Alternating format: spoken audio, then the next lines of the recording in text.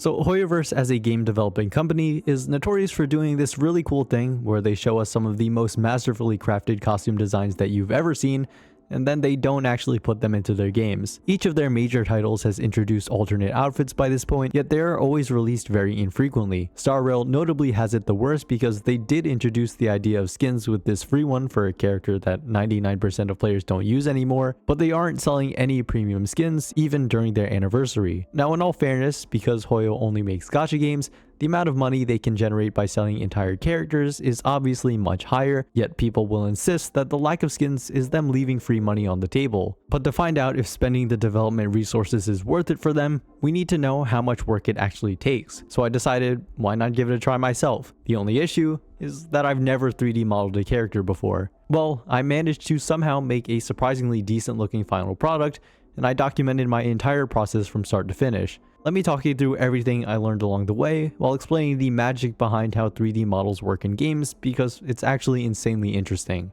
But first, this video is sponsored by Tribe9. After launching to 10 million downloads last month, Akatsuki Games' newest free-to-play action RPG is coming out with its first major update. In version 1.1.0, you'll be continuing the story of the protagonist Yo and his allies, traversing through an entirely new city in the pixel art style overworld to engage in fresh 3D real-time action battles. A new playable character is joining the roster this update with the addition of Hinagiku Akiba. She takes on the tank role for the team, attracting the attention of enemies to protect allies while launching massive deflect counterattacks to protect herself. Take advantage of this as well as the universal mechanics of breaking an enemy's stance, launching the chain skills of multiple allies in a row, and the tension gauge to take down the game's increasingly strong battles. From now until May 7th, there are 2 ongoing campaigns that will reward you up to 20 gachables just for logging on daily, so if this interests you, you can download the game on your mobile device or your PC through Steam using the link in the description or the QR code on screen. Thank you again to Tribe9 for sponsoring this video. So firstly, there are a lot of really cool designs that I could have chosen to do, but I picked this flashback Jingliu outfit from the Jingyuan vs Jingliu animation because it actually has concept art. I am 99% certain it comes from a Japanese magazine because you can see the Japanese text up top, though there doesn't seem to be scans of the whole thing online. Just wanted to put that out there that I did not steal internal company assets as far as I'm aware. But yeah, having a good reference made things so much easier, and deeper into the project I would realize there are multiple reasons why it was a really good one in particular to choose. One of them is that it's completely symmetrical, meaning I'd actually only have to make half of the model and the rest would just be mirrored. Plenty of HoYoverse designs are absolutely not like that. So my first step of actual work was importing Jingliu's existing model, since thankfully her face and hair are almost completely unchanged. It wouldn't make sense to try and work over all the details, so thankfully I was able to find the Star Rail base models online, so I imported the one corresponding to Jingliu, which we can see matches up perfectly. After painting on some clothes to be respectful, I began a long process of forming my mesh.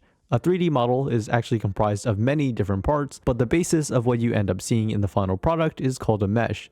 It's made from many individual points called vertices, which connect to make edges, which connect to make faces. A typical Star Rail model might have only around 65,000 faces. I decided to start with the skirt area, so I used a cylinder to make a ring around the waist before manually pulling out vertices to make some shapes. Now at this point, you could be thinking, hold on, you made it seem like you're inexperienced, yet you kind of seem like you might know what you're doing. So here's the thing, I took one 3D art class in college, and my final grade was a C. But I have been using Star Rail's characters to make custom thumbnails for my videos for months now, though that pretty much just involved me posing them rather than making my own models.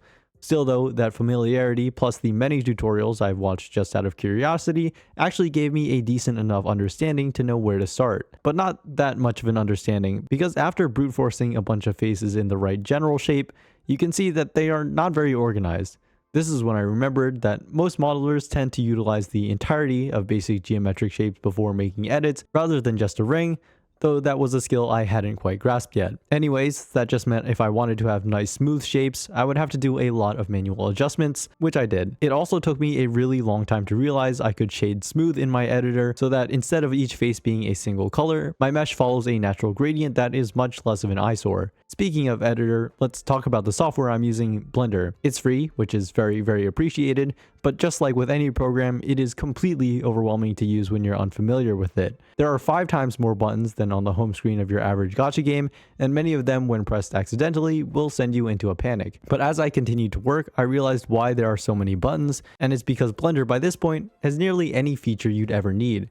There were plenty of times when working where I'd think to myself, man, I wish I could, for example, select exactly half of my mesh, only to later find out there are at least 2 ways to do it, probably a lot more, with one of them being on a button that's been on my screen this entire time. Oh, and also I happen to be using a specific branch of Blender called Goo Engine, made by animation YouTuber Dylan Goo for the purpose of having native support for anime style modeling and animation. I don't know the exact details of how and why, but I knew it would eventually be relevant, and it was only $5 on Patreon, so I didn't see any reason not to use it. Back to my mesh, it was going okay at this point. The skirt took me the most effort since I had to completely make it from scratch, but for the more form-fitting parts, such as the boots, it was actually relatively straightforward to take the existing base model, extrude and scale to make the section a bit bigger, and just make minor edits from there. It's kind of interesting that the base models for tall girls have the high heel shoes already on, like it's just a rule that they must have giant heels. I had to actually adjust them to be flatter to better match the reference, funnily enough. Once I got to working on the upper body, I felt like I needed some guidelines,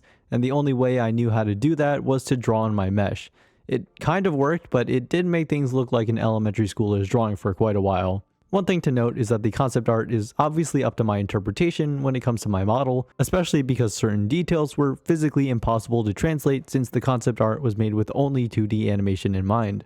When I saw the design for the upper body on this Jingliu art, I thought to myself, yep, classic HoYoverse chess window, only to later, after finishing the entire thing, pause on a single frame in the anime short to find out there's no window, it's just a white square. So yeah, we're chalking that one up as a creative liberty taken by me. So after stretching out the arms to make sleeves, making the flowy bits that would definitely fall off her shoulders in real life, and spending a bit too much time on this tiny ornament, I was done with my mesh, until I realized her hair is just a bit different.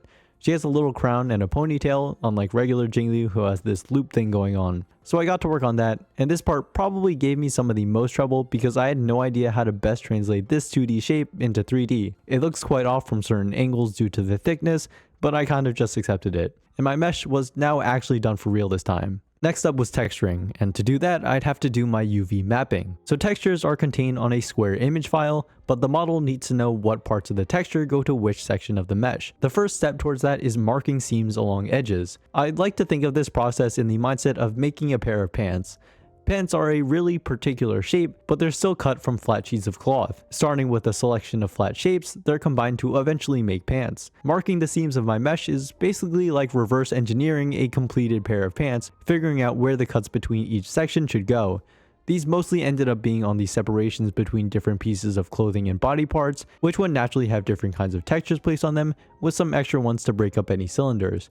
And once that was done, Blender could process the UV unwrap onto the square texture. For the sake of organizing parts that would have similar colors and materials, I reordered every UV island manually, which took quite a while. But now I could finally do my basic color blocking, which was pretty much a color by numbers activity. It was a nice stress-free change of pace from everything else I'd been doing up to now, and with the color blocking done, it was really starting to come together. I used the texture paint feature to start drawing in the extra details which I didn't specifically make out with the mesh. The entire body shares a single 2048 by 2048 pixel texture, so anything drawn on ended up looking quite pixelated up close. But you almost never see in-game models from that close of an angle, so even though Jingliu normally uses 2 of these for her body texture, I didn't really think it was necessary to use a larger image file. This center plate is definitely the most detailed part of the entire design, and I just could not do it justice. It was around this time when I realized my lack of traditional art skills was going to hurt me. Like, I can trace a meme into a character, but this was a whole other level of complexity for me. The flat color didn't do well to reflect the metallic surface that such a piece would have, and I ended up throwing on a basic shadow and highlight to help it look less flat, so it still stands out in a bad way, but not nearly as much. The ponytail was actually really easy to texture because I just lazily UV mapped it to the existing hair texture, which actually ended up with surprisingly good results. The textures were close to being done, but everything still looked off. That's because I was using Blender's default shading, which naturally looks very 3D. However, HoYoverse games are known for their anime style shading, which is mainly a result of 2 things. The first is cell shading, or flat shading, where large areas share a single color, much like traditional animation. The The second thing is outlines, to make the character pop while also creating distinct separations for the flat shaded surfaces that can visually overlap. Thankfully, this was one thing I didn't have to figure out myself. Stellar Tune is a fan-made shader which was built to replicate Star Rail's exact art style in Blender. I ended up reaching out to the creator of the shader to get some advice for the project, and they were super encouraging and very helpful, which was really nice of them. All I had to do was plug in my freshly made texture, and I had flat shading. But now this flat shading exposed the lack of depth on everything. HoYo characters have tons of shadows drawn onto their textures for this reason. Again, my poor art skills made this look not quite as good as it could have, but I did my best. Shaders are also, as the name suggests, responsible for determining how a model reacts to light. Stellar Tune would do most of the heavy lifting, but in order for it to know what to do, my model needed a light map. To us, images are just visuals, but computers and programs can use them because they also represent data. A pixel is made up of 4 bytes of memory, representing the red, blue, green, and alpha or transparency channels. That's why I needed to make this bizarre looking image derived from my texture. I don't know all the specifics, but I was able to discern that orange is for clothy materials, pink is for metallic surfaces, red is for shadows, and the transparency determines if the lighting should be warmer or cooler. After doing all that and plugging in the stuff for the outlines, my final mesh was completed, with included dynamic lighting. I also thought it would be fun to tweak the eyes and hair color with image editing software to make it stand out just a little bit more from the base version. So while it was cool to finally have a fully completed mesh, I wouldn't be able to do anything cool with it until I could pose it using a rig. To do that, I first needed an armature, or basically a skeleton, which would contain the bones that I could bend to pose my model. Thankfully, Jingliu already had her own that I could reuse, but all of the new stuff I made had to be attached to it. The way this is done is with weight painting. For each bone, a blue surface means it has no control over that area, while red is in full control, and green-yellow falls in the middle. I had to set this up for each individual bone, which at first didn't seem that bad. Learning the hotkeys and controls was a bit of a struggle for me since I'd never done anything like this part before, but after a few hours with very little progress, I had come to realize a few things. Unlike making the mesh or textures, with weight painting, if I got sloppy, I could easily mess things up without even realizing it, and then going back to fix it was not as easy. Basically, if I accidentally painted an area, a bone would move stuff I definitely didn't want it to, and unpainting the area required trial and error to find out which bone it was. It's highly likely there are better ways to deal with this that I don't know about, but even when I was trying to utilize masks to be as careful as possible, I kept screwing up. But eventually, after banging my head against the wall for long enough, I was able to pose my completed model with almost no problems. I started by matching the pose of the reference for a nice side-by-side. This made the things I forgot abundantly clear, such as the lack of a gradient on the cape, which I can't believe I missed this entire time. Of course, I could have went back and fixed it, but I didn't. And ignoring the given changes like the clear difference in body proportions, as well as the minor blemishes with the outlines caused by questionable topology, this actually turned out way better than I expected to going into this project. I had to end off with a render on top of one of Jingliu's animations from in-game, and this shot from her talent activating seemed like the perfect one to me. There's a lot I learned from this experience, and I'm not just talking about Blender skills. This project is something I've been wanting to do for a long time, but the best way for me to do so was to just force myself to dive in and pick up on things as I went. If you have something you've always been wanting to learn, I recommend you do the same.